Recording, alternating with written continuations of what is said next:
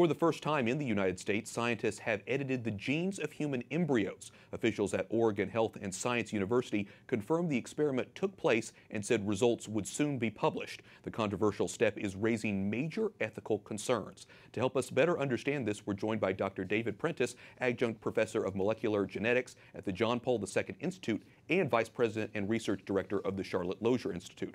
That's a pro-life research center, by the way. David, first off, can you explain exactly what these scientists are doing?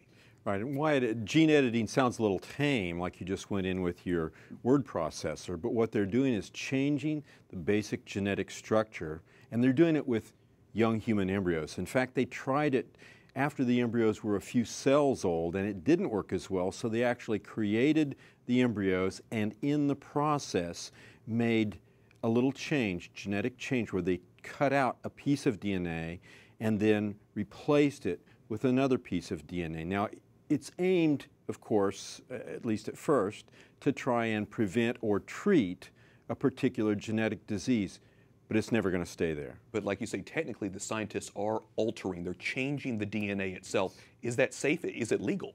Well, it's not safe, and sure it wasn't safe for the embryos in the experiment. 142 embryos died in this experiment. They weren't allowed to live after they were done. Is it legal?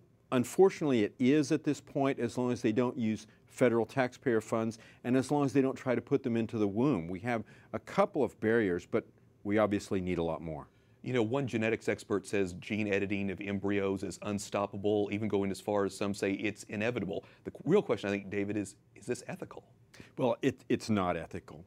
You're basically manufacturing people to your own specifications by doing these genetic manipulations. If they were to come and try to do that on me to treat a certain disease, like a heart disease, that's okay. But when we're starting down at the level of the young human embryo, we're actually affecting not just that individual, but future generations as well, and we have no idea what the consequences will be. Yeah, it sounds like a very dangerous, slippery slope. Dr. David Prentice, Vice President and Research of the Charlotte Lozier Institute, thanks so much. Thank you.